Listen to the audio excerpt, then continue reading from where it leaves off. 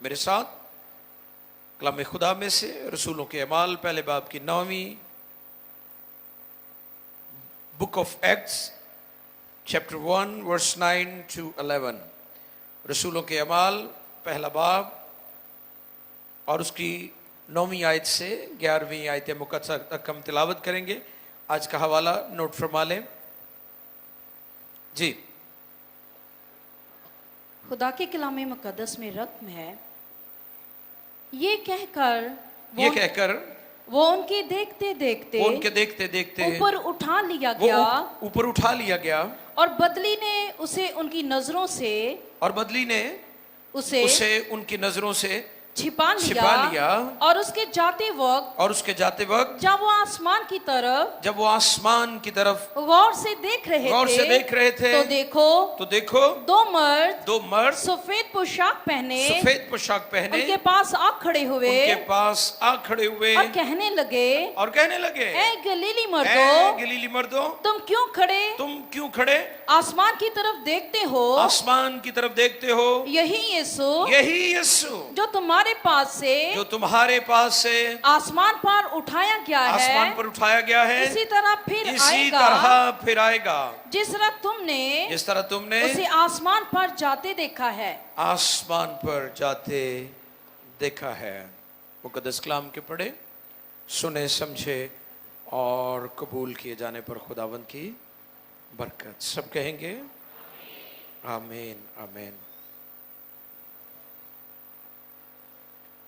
खुदावंद यीशु मसीह का दुनिया में आना और फिर दुनिया से जाना, ये बड़ा हैरान कुन है,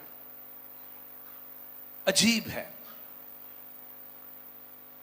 और यशाया ने ये नबूवत की थी, वो अजीब, मुशीर, खुदाए कादिर, अबदियत का बाप, सुलह और सलामती का शाहजादा। हालेलुया।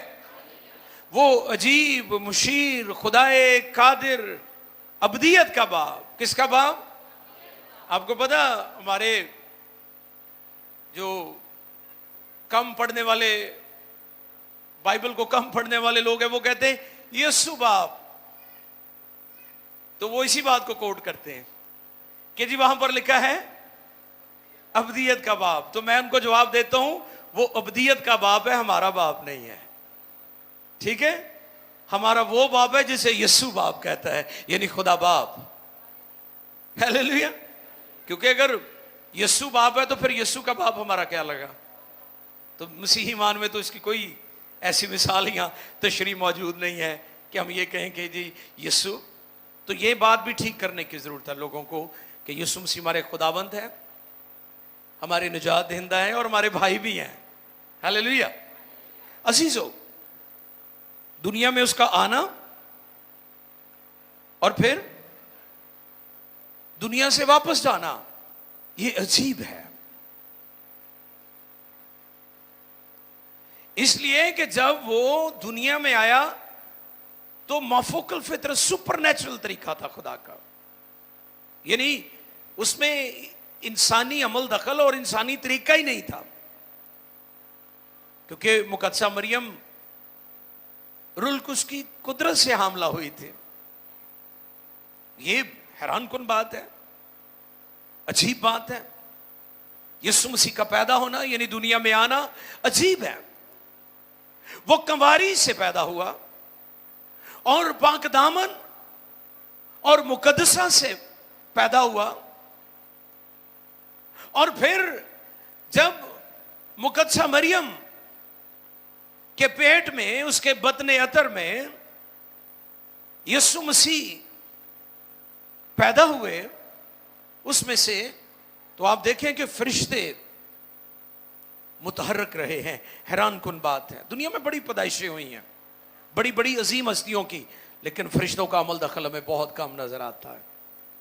यीशु का दुनिया में आना भी हैरान कुन है, अजीब है, और फिर यीशु मसीह का आसमान पर जाना भी अजीब है, सुपर नेचुरल है।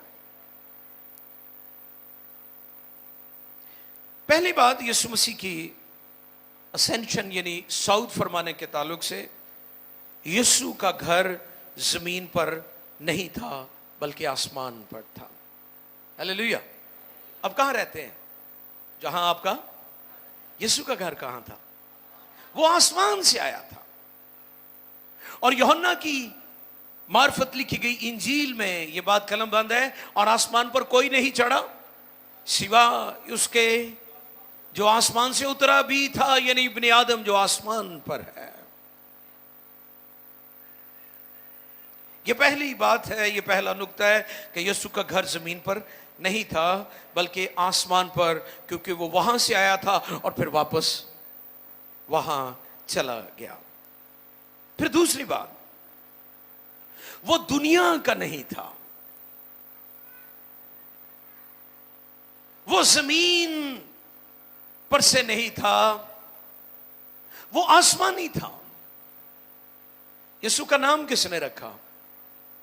हाँ जी, हम देखें ना, किसी के यहां बेटा बेटी हो तो रिश्तेदार भैन भरा ही ना रख दिया ना, लेकिन यीशु का नाम किसी जमीनी शख्स ने, मरियम या यूसुफ ने नहीं रखा था। यीशु का नाम खुदा बाप कादर मुतलक ने फरिश्ते को भेजकर उनको दिया था कि उसका नाम यीशु रखना, क्योंकि वही अपने लोगों को उनके गुनाहों से, उसका नाम खुदा कादर मुतलक ने रखा और जब्राइल को भेजकर यह पैगाम उन्हें दिया।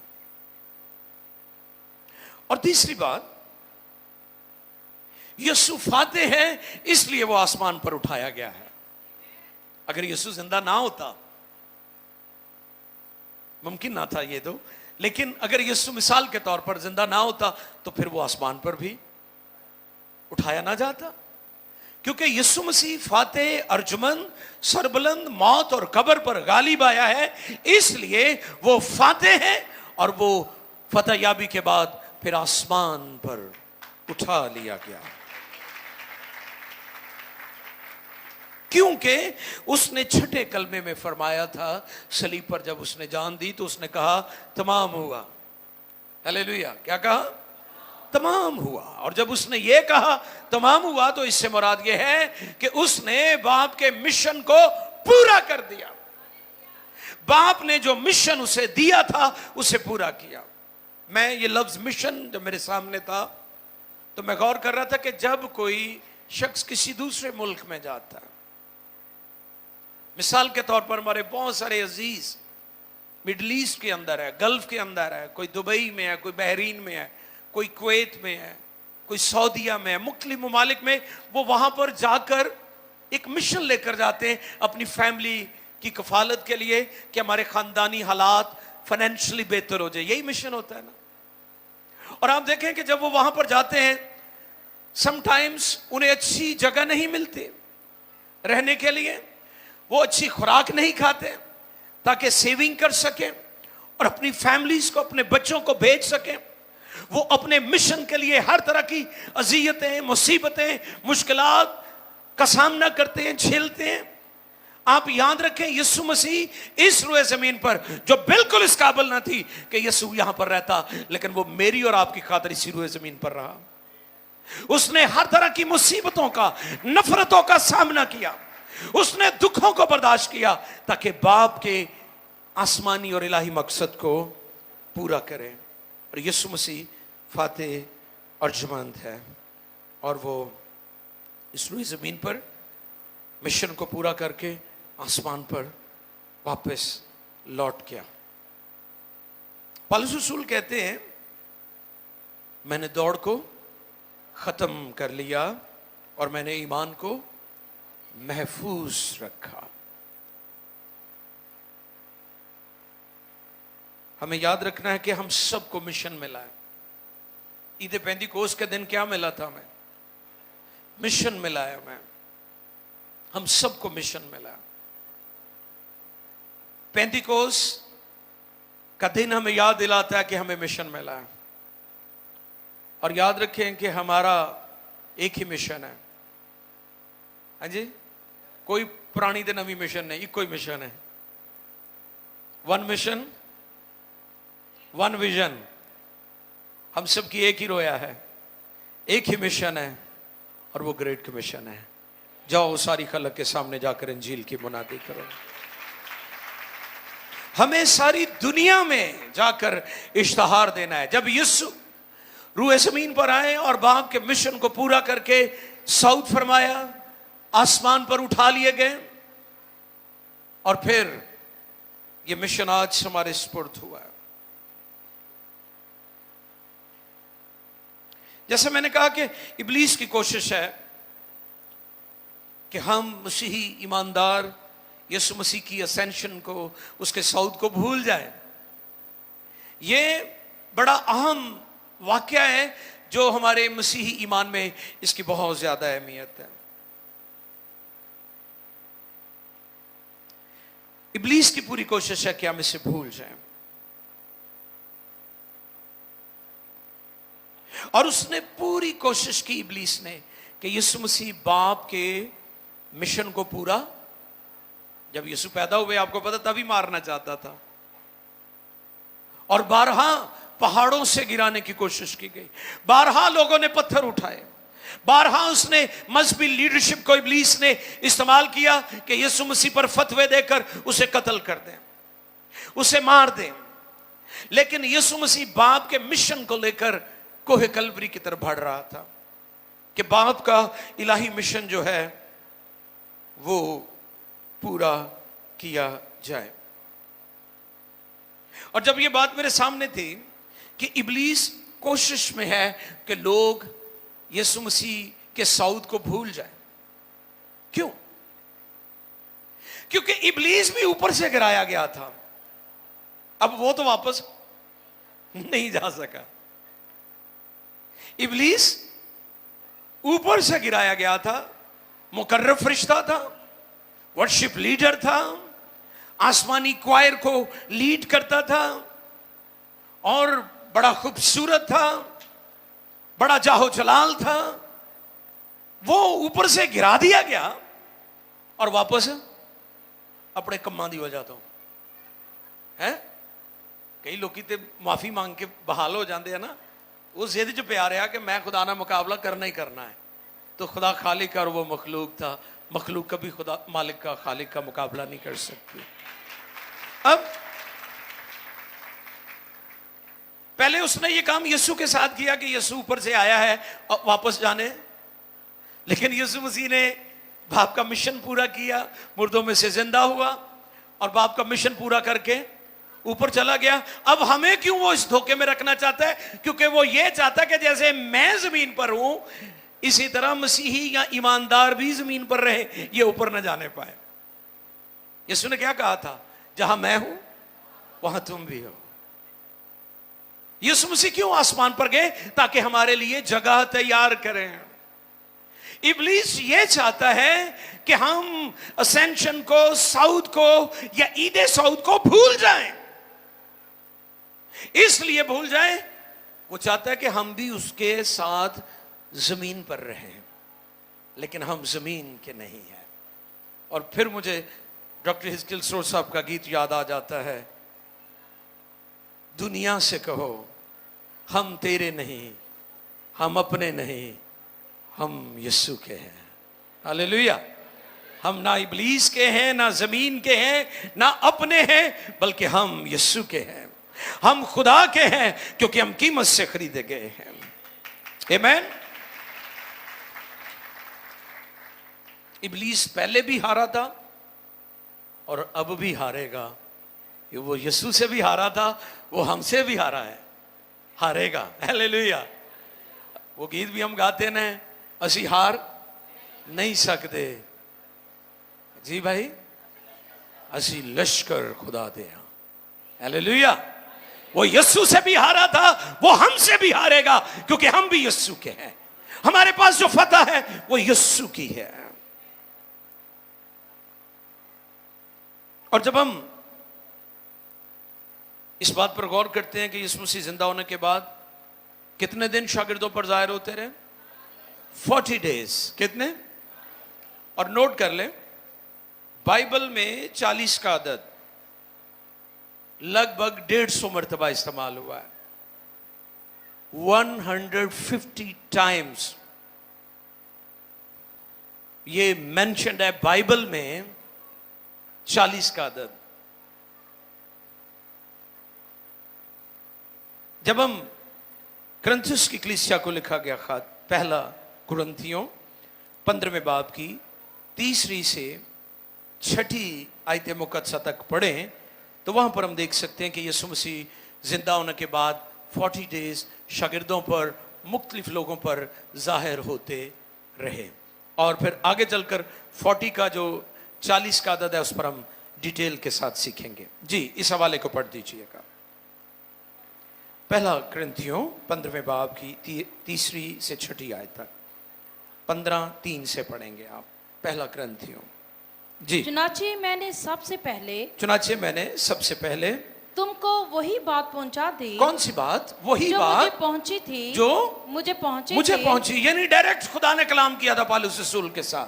जी कि मसीह किताब मुकद्दस के मुताबिक हमारे गुनाहों के लिए मुआ और दफन हुआ और तीसरे दिन किताब मुकद्दस के मुताबिक जी उठा और कैफा को अब ये जाहिर हो रहे हैं, अब शागिर्दों को नजर आ रहे कैफा को और उसके बाद उन 12 को दिखाई दिया। कैफा और उनके बाद उन 12 को दिखाई दिया। फिर 500 से ज्यादा भाइयों को। अब ये सबूत है यीशु के जिंदा होने के बाद यीशु मसीह जाहिर हुए, पहले कैफा को फिर 12 को और उसके बाद फिर 500 से ज्यादा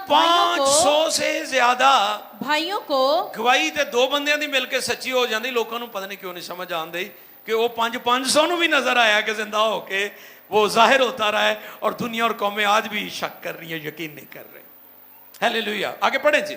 फिर 500 से ज्यादा भाइयों को एक साथ दिखाई दिया जिनमें से अक्सर अब तक मौजूद हैं। ये सबूत की बातें हो रही है कि वो जाहिर होता रहा। फिर जिनमें से अक्सर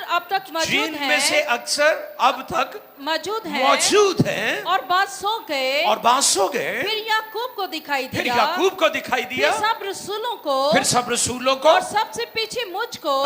पौलुस रसूल अपनी बात कर रहे हैं, सबसे पीछे मुझको जो गोया अधूरे दिनों की पैदाइशों दिखाई दिया। हालेलुया। कितने दिन दिखाई देता रहे खुदावंद?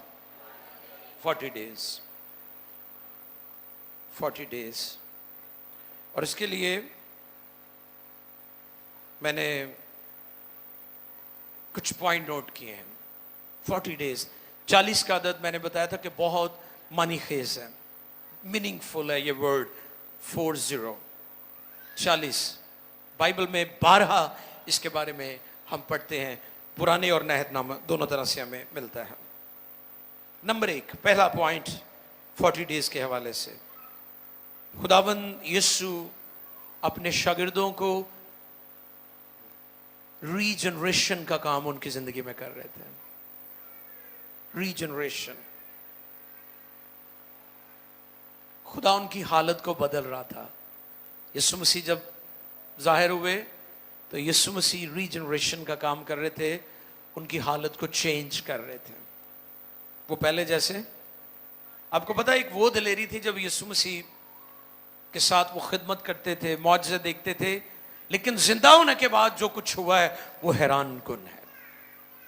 उनको एक नया अज़म मिल गया, क्योंकि यीशु जब मसलूब हुए, दफन हुए, तो वो मायूस हो गए थे, परेशान हो गए थे।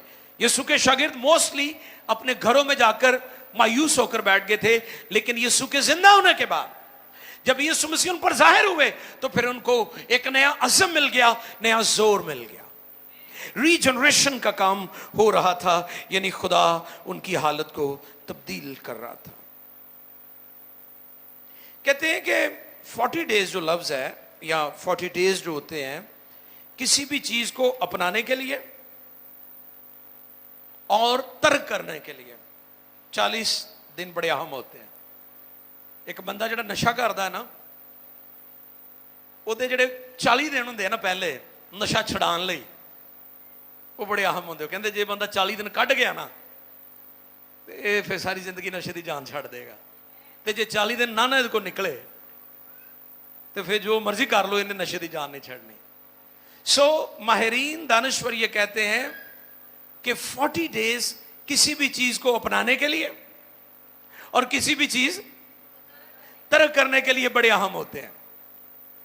सो 40 का अदद वेरी वेरी इंपॉर्टेंट, बड़ा अहम है, खास है। पहला काम क्या हो रहा था 40 डेज में? क्या हुआ? उनको रीजनरेशन का उनकी जिंदगी में काम हो रहा था। और दूसरा प्रेपरेशन। पहला क्या था? रीजनरेशन, और दूसरा प्रेपरेशन, तैयारी।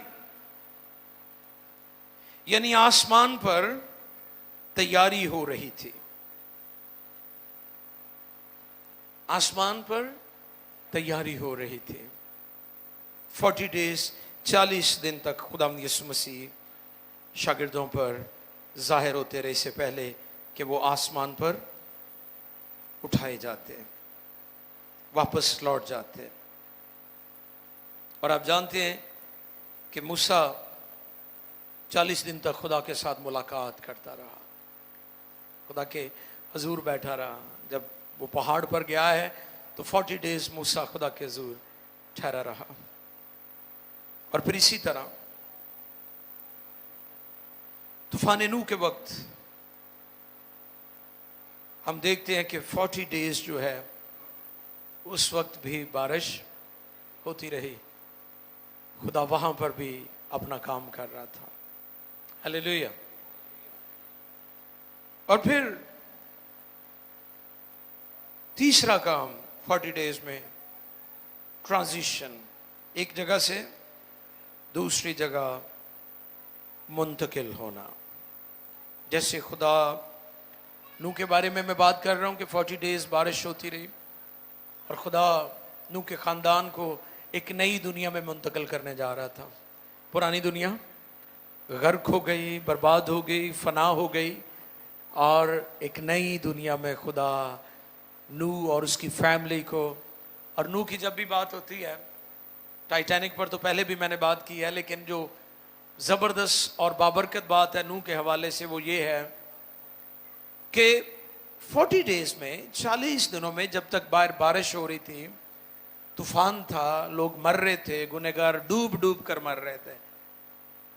और कभी कभी वो लोग जो बड़े जिद्दी हैं, गुनाहों को छोड़ना नहीं चाहते, वो नूह के ज़माना के तरह के लोग हैं, डुब डुब के मार गए सन, तोबा नहीं की थी। अज भी कई तोबा नहीं करते, वो कहते डुब डुब के मरना कबूल है, तो असी तोबा नहीं करनी। उस वक्त के लोग भी ढीठ थे, गुनाह को बदी की तरह, पानी की तरह पीते थे, और उन्होंने तौबा नहीं की। और जो दिलचस्प चीज मैं शेयर करना चाहता हूं, 40 डेज नूह कलाम करता रहा। उस कश्ती के अंदर, उस टाइटैनिक के अंदर दरिंदे भी थे, शेर भी था, दूसरे भी खूनखार जानवर थे, लेकिन ना कोई किसी से लड़ा, ना किसी ने झगड़ा किया, क्योंकि वहां पर कलाम हो रहा था। और जब कलाम होता है तो कलाम हमारी नेचर को बदल देता है। कलाम अगर आपके घर में होगा, आपके घर की फिजा, माहौल बदल जाएगा। कलाम आपकी वर्क प्लेस पर होगा तो वहां का माहौल बदल जाएगा, क्योंकि कलाम में कुदरत है कि वो चीजों को, नेचर को बदल देता है। आमीन। ट्रांजिशन। और फिर बनी इस्राएल के बारे में भी आप जानते हैं कि उनका 40 दिनों का सफर 40 सालों में तब्दील हो गया, क्योंकि उनके दिल तब्दील नहीं हुए थे। आपकी मंजिल उतनी लंबी होती जाएगी जब तक आपका दिल तब्दील नहीं होगा। आप अपनी डेस्टिनेशन पर कभी नहीं पहुंच सकते अगर आपका दिल तब्दील नहीं हुआ, क्योंकि खुदा हमारे हालात बदलने से पहले हमें बदलना चाहता है। और मूसा के बारे में भी हम जानते हैं कि मूसा को खुदा ने 40 साल फिरौन के पैलेस में, महल में सिखाया, और हर तरह के अलूम उसने हासिल किए, क्राउन प्रिंस था वो। और फिर 40 साल खुदा उसे अरबस्तान के डेजर्ट में ले आया और वहां पर खुदा उसे सिखाता रहा। 40 डेज, 40 ईयर्स, 40 साल तक खुदा उसे सिखाता रहा। और फिर चौथा पॉइंट है 40 डेज के वाले से, प्यूरिफिकेशन। क्या करता है खुदा? प्यूरिफिकेशन का काम करता है। ये 40 का आदत जहां भी इस्तेमाल हुआ है वहां पर खुदा ने प्योरिफिकेशन किया है, लोगों को खालिस किया है, लोगों को खालिस किया है। यीशु मसीह शागिर्दों पर जाहिर होते रहे। लूका 24वें बाब की 45वीं आयत मुकद्दसा को हम पढ़ेंगे। आइए देखें कलाम खुदा में से लूका तबीब की मार्फत लिखा गया इंजीली बयान 24वां बाब और उसकी 45वीं आयत मुकद्दसा को हम पाक कलाम में से पढ़ेंगे। जी। फिर उसने उनसे कहा, ये मेरी वो बातें हैं जी जो मैंने तुमसे उस वक्त कही थी जी जब तुम्हारे साथ था जी कि जरूर है कि जितनी बातें मूसा की तौरेत और नबियों के सहीफों और ज़बूर में मेरी बाबत लिखी हैं पूरी हो। जी। फिर उसने उनका ज़हन खोला। हाँ जी, फिर उसने उनका ज़हन खोला ताकि किताबे मुकद्दस को किताबे मुकद्दस को समझे। हम उसकी राह पर चलते हुए ये वाक्य पेश आया। ईद सऊद या यीशु मसीह का आसमान पर उठाया जाना, क्राइस्ट का आसमान पर उठाया जाना हमें याद दिलाता कि उसने उनके जहनों को खोला था। इब्लीस पूरी कोशिश करेगा कि हम इस वाक्य को, इस दिन को भूल जाएं, क्योंकि अगर हम इसको याद करेंगे तो हम कहेंगे कि हाँ खुदावंद, जिस तरह तूने अपने शागिर्दों के जहनों को खोला था, हमारे जहनों को भी खोल। क्योंकि जब तक वो किसी के जहन को ना खोले, कोई शख्स किताब मुकद्दस को नहीं समझ सकता। क्योंकि बाइबल का इल्म रूह का इल्म है। बाइबल का मुसन्निफ कौन है? गो इसको 40 मुसन्निफीन ने कलमबंद किया। 1600 साल में बाइबल मुकद्दस कलमबंद हुई। और हैरानी की बात है, मज़े की बात है, इंटरेस्टिंग चीज जो यहां पर पाई जाती है कि ये मुख्तलिफ एरियाज में थे लोग, बाइबल के मुसन्निफीन, लेकिन इन 40 मुसन्निफीन ने एक ही बात की है। इन्होंने मुख्तलिफ जमानों में बाइबल मुकद्दस को कलमबंद किया। इन्होंने ये मुख्तलिफ जगहों पर बैठे हुए थे, ये मुख्तलिफ मुल्कों में थे, ये मुख्तलिफ मकामात पर थे, लेकिन इन सब की एक ही बात है, बड़ा सीक्वेंस है। इनकी गुफ्तगू में कोई कंट्रोडक्शन, कोई कंट्रोवर्सी नहीं है। आप जब गौर करते हैं इस बात पर कि खुदा का कलाम, क्योंकि इसका मुसन्निफ जो है वो होली स्पिरिट है, और पाकरू की मदद के बगैर, पाकरू के जोर के बगैर कोई शख्स बाइबल को अंडरस्टैंड नहीं कर सकता। क्योंकि पाकरू का मुसन्निफ जो है वो बाइबल मुकद्दस का जो मुसन्निफ है वो होली स्पिरिट है, रूह कुद्स है। और किसी भी किताब को जब आप पढ़ते हैं तो उसका जो ऑथर होता है, उसका जो मुसन्निफ होता है, उसके बारे में जानना पहले जरूरी होता है। जब आप उसको जानते हैं तो फिर उसकी तहरीर को भी आप जान जाते हैं। इसी तरह अगर कोई शख्स किताब मुकद्दस को समझना चाहता है तो किताब मुकद्दस जो है, ना तो दुनवी इल्म से आप इसे समझ सकते हैं और ना तहकीक से। और क्योंकि आपको पता बहुत सारे क्रिटिक्स हैं, बहुत सारे नकाद हैं जो बाइबल को तनकीदी नज़र से देखते हैं, इसलिए उनको इसकी समझ नहीं आती, क्योंकि वो पाक रूह से नावाकिफ हैं। बाइबल मुकद्दस का मुसन्निफ होली स्पिरिट है, पाक रूह है। और बाइबल को समझने के लिए, जानने के लिए हमें रूह कुद्स की मामूरी की ज़रूरत है। और आज ये बात मैं फिर दोहराना चाहता हूं कि ईद सऊद जो है वो हमें याद दिलाती है कि इस दिन यीशु ने शागिर्दों के जहनों को खोला था। क्योंकि आज भी बेशुमार लोगों के जो जहन है वो बंद है, खासतौर पर नई पैदाइश के हवाले से, तौबा के ताल्लुक से, बपतिस्मे के ताल्लुक से। वो इस तालीम को कबूल नहीं करते। उस सरदार की तरह जो रात के वक्त यीशु के पास आया था, क्या नाम था उसका? निकोदेमस। ये शख्स आलिम था, शरीयत की 5 किताबें इसने जुबानी याद की हुई थी, और वो सरदार काहिन था, और वो जज भी था, वो काजी भी था, वो मजहबी लीडर भी था, सोसाइटी में उसकी बड़ी इज्जत थी, लेकिन वो नई पैदाइश के भेद से नावाकिफ था क्योंकि उसका जहन बंद था। तो इससे मुराद कि नई पैदाइश का जो मुकाशफा है ये ना तो इल्म से आता है, ना बड़ा आलम बनने से आता है, ये खुदा यीशु मसीह पाक रूह जब ज़हनों को खोलता फिर इसकी समझ आती है। यीशु ने जब उसे कहा, उसने यीशु की तारीफ की, क्या है उस्ताद जो मौजज़े तू दिखाता है कोई शख्स दिखा, जब तक खुदा उसके साथ ना हो। तो यीशु ने रिस्पॉन्स क्या किया, जब तक कोई आदमी नए सिरे से पैदा ना हो वो खुदा की बादशाही में दाखिल होना तो दूर की बात, उसे दूर से। तो उसका जवाब क्या था फिर आगे से, उसने क्या, आदमी जब बूढ़ा हो गया। अब गौर करें, आलम को इस बात की समझ नहीं आई।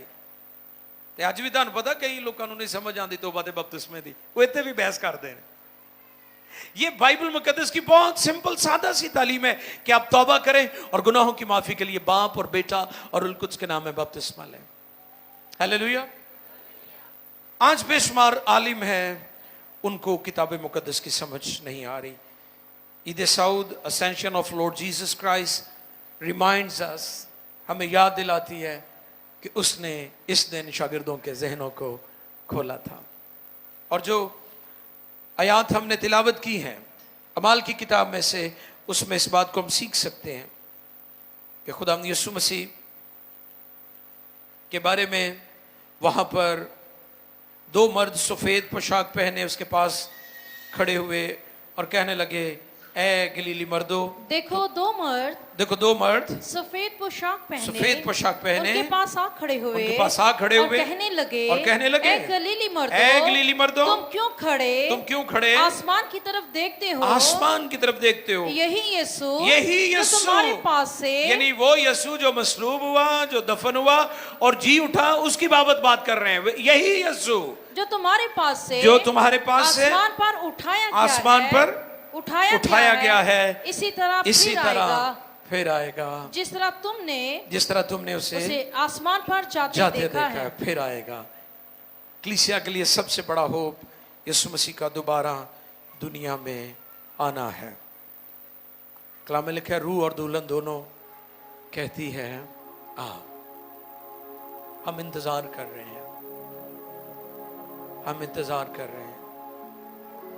दुनिया में बहुत सारे अदियान हैं लेकिन उनके पास ये होप नहीं है। हमारे पास जिंदा उम्मीद है कि हमारा खुदाबंद दोबारा आ रहा है, चर्च को लेने, कलीसिया को लेने, आप सबों को लेने। आओ झुकें।